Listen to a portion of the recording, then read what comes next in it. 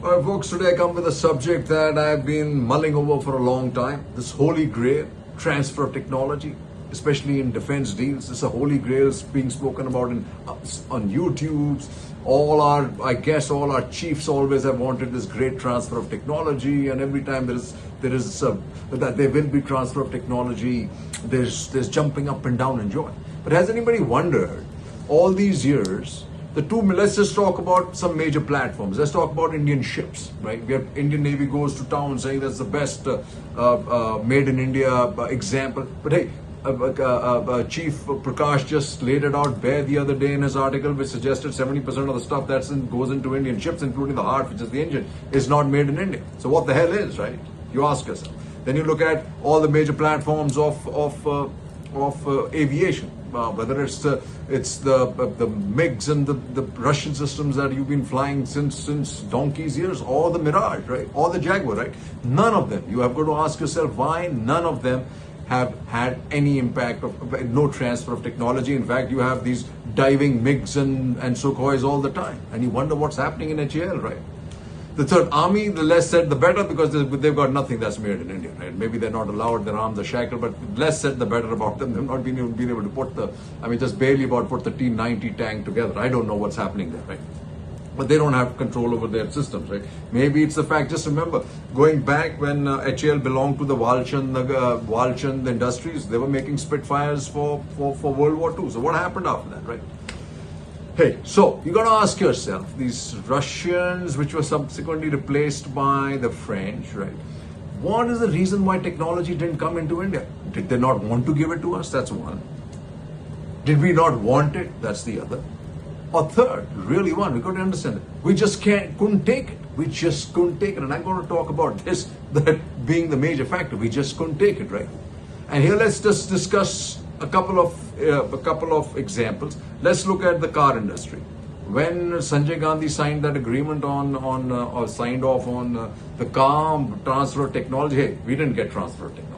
It took years. It took number of Japanese engineers coming to India. It took number of Indian engineers going to Japan. Then it took a whole bunch of ecosystem of Indian entrepreneurs tying up with all the suppliers of Japanese, like Denso, like Sona Steering. Everybody had a joint venture partner, right?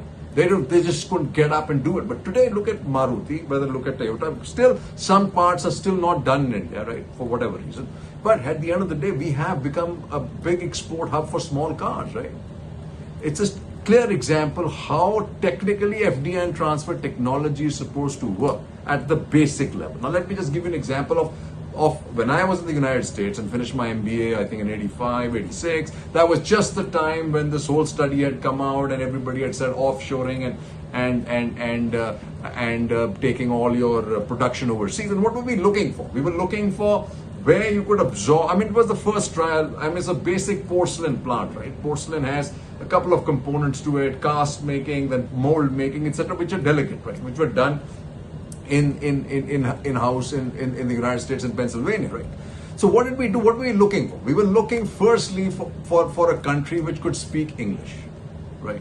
So Thailand failed, right? So Sri Lanka and Malaysia were in the running eventually. Malaysia won over because then the government started throwing things like free land, tax holidays, etc. So when the Indian government is doing that, you really can't look askance and say, look, hey, what's the difference? FDI will never come in without government help. It'll never happen. So let's just plant that in your head. Now ask yourself, why did it not come from? And then what did we do? What did we do in this plant? We took these guys, English-speaking guys, to the United States, transferred all our knowledge and brochures in English. Then he went back. He was a trilingual guy in Malaysia, so he went back, and the workers were basically Chinese and Malay. He then was able to transfer the instructions efficiently from English. Remember that English to Malay and Chinese. We failed miserably in Thailand because we did not have the same ability to understand, because Thais just did not have the ability to understand English. So that's here the first reason why the Russian system transfer of technology has failed in India, and why the French has failed, and why the French will continue to fail, including the Rafale. It will never happen. Because the other thing that is needed is a whole bunch of Indian engineers sitting and studying in French universities and Russian universities. Do you have that? Where do you have that? In the United States. You don't have it in France, and you'll never have it. They're very close system. You'll never have it in Russia. So anybody who thinks that brochures written in French or manuals written in French, manuals written in Russian, translated into English, will create engineers who can absorb that? Never.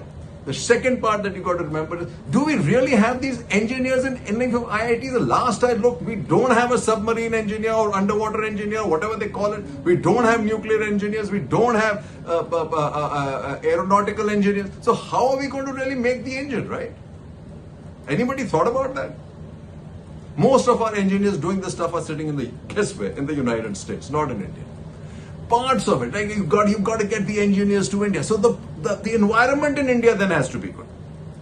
Right? A lot of places our engineers just be knocked off in the initial stage when we're looking at countries, especially Sri Lanka, because it was not a good environment. The people didn't feel happy living there. I guess that was the time that LTTE was happening. So peace then became important, right?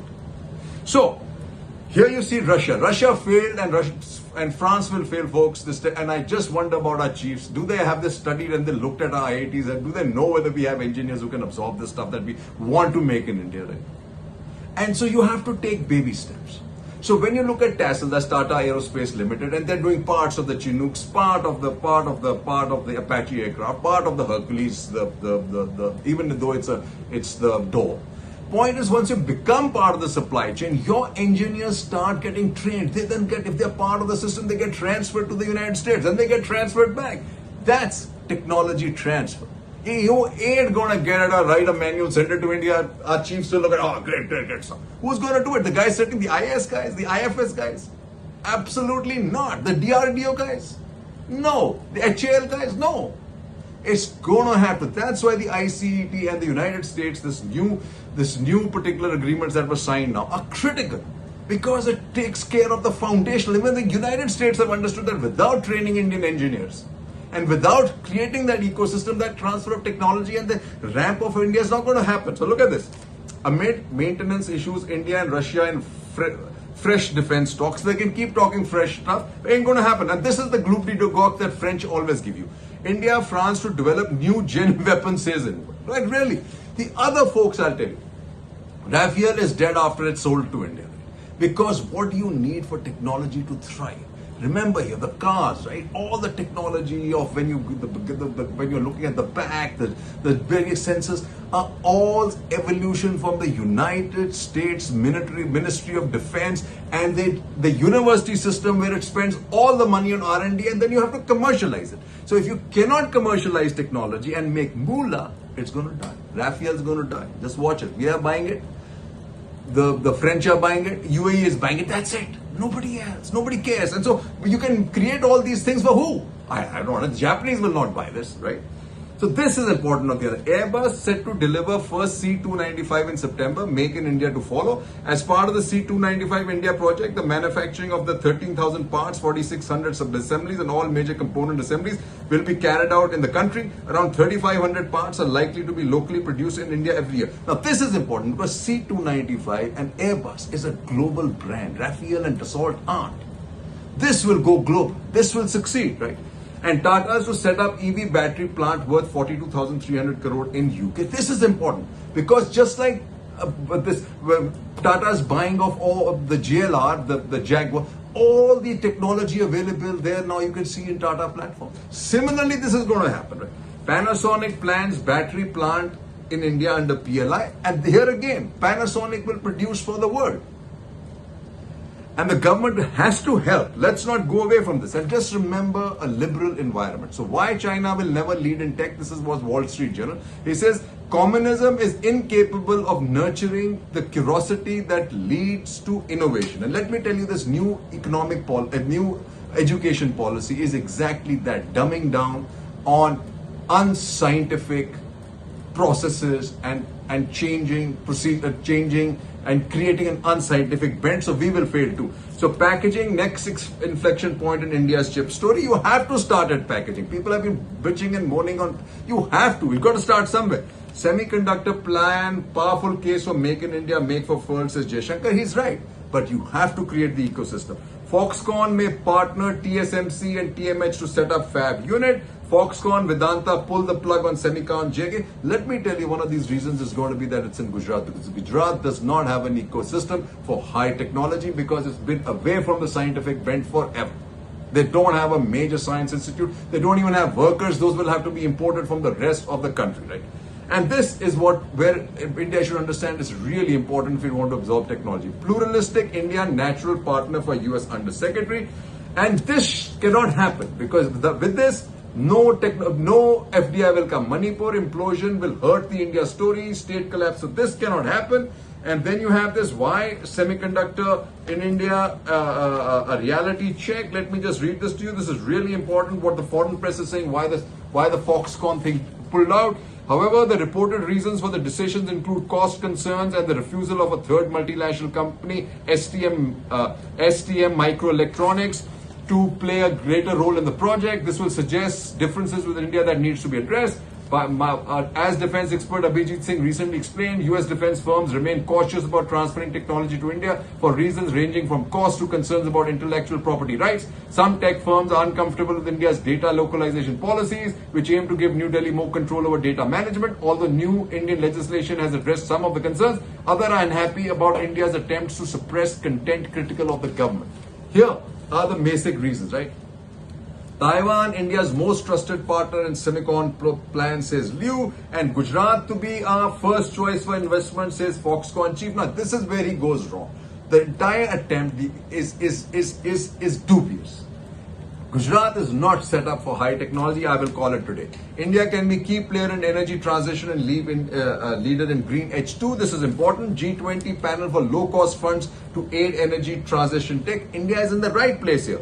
And exports will only become conducive once you're part of the US platform system, not the Russian, not the French. India, Argentina discussed probable Tejas BrahMos deal. India hands over warship to Vietnam as ties deepen. Okay, now our chips are not down. Okay, he says India must smartly identify opportunities in each stage of semiconductor value chain. For example, going for large volume, lower end products widely used in consumer electronics and autos. You really don't have to go for the top all the time. India and the chip war, okay? This is important. India has positioned itself as a player in the critical semiconductor tech field with a major US partnership, but it must make up for 4 decades delayed start and negotiate formidable challenges that lie ahead, okay? Powerhouse of storehouse. The data center business is booming across the world and India needs to plug into the world. I cannot tell you a small island like Penang how big a data hub that's become. For this you need land, electricity and lots of it. India-Brazil SA can spur digital data governance, absolutely. Demonopolize, not decouple, says Deepak Mishra. India should make it a G20 priority to reduce dependence on single country for critical products and then make use of this. Senate Defense Act paves way for deeper US-India coordination. This is the important part. He says, in particular, the draft NDA asks US Defense Secretary to deepen cooperation with India and areas such as AI, undersea domain awareness, air combat and support, munitions, mobility, and this is the important part. This is how it works. I2U2 lies at the core of India-UAE partnership. Here, technology is very critical. India-US tech ties can reshape global affairs. And this is an important one to read, right? Micron Technology proposed to set up a 2.75 billion testing and assembly center in India. Micron chips were recently banned by China for being used by critical infrastructure operators such as retaliation against the new US exports control and prohibits the sale of advanced technology to China. Micron's new project could meet American objectives of de-risking from China. Then he says, Indus X, an accelerator program for encouraging mutual beneficial defense innovation was launched. Willingness to share closely guarded technologies with India is a sign of growing trust as well as strategic convergence. As India that could be a security and stability provider in the immediate Indian Ocean neighborhood fits the American strategic calculus. Now hear this. Walking the Talk by Seema Sarohi. The US offered to co-produce an advanced version of M77 howitzer and Striker armored personal carriers in India could be transformative. These are foundational systems, even if not super sexy as the jet engines. But US investment and an increase in India's defense industrial capacity would be sizable. Officials say making way for exports for the global market. The US has sent 90 strikers to Ukraine. Besides, the Indian Army wants both systems. And then build 3 new pillars for robust India-US ties. You have, during the state visit, government, industrial, academia and financial institutions also partnered to launch the IndusX platform, which will connect Indian defense startups with American corporate technology and global capital, ultimately offering a stronger path to Atmanirbhar Bharat while forging an India-US co-development and co-production strategy. Folks, people, the United States is the only where you satisfy that. All India's intellect is currently sitting in the United States, not in Russia, not in France. It is not going to happen with these two countries because the language barriers, the cultural barriers are just too much for it to merge. Just remember that, folks. 3 cheers, Jai Hind.